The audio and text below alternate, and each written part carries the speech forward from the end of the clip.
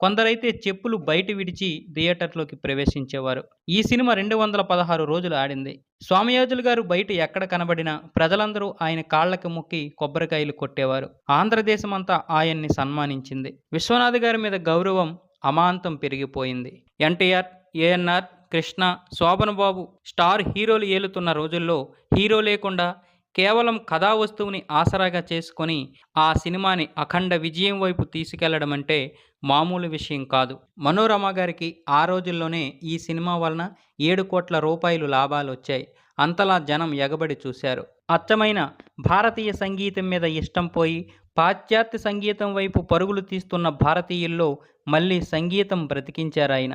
ఆ తర్వాత స్వామియాజులు గారిని ప్రధాన పాత్రధారిగా పెట్టి 'సప్తపది' అనే సినిమా తీశారు. తరువాత చిరంజీవి, సుమలతను పెట్టి 'శుభలేఖ', కమల్ హాసన్, జయప్రద గారితో 'సాగర సంగమం', కమల్ హాసన్, రాధికతో 'స్వాతి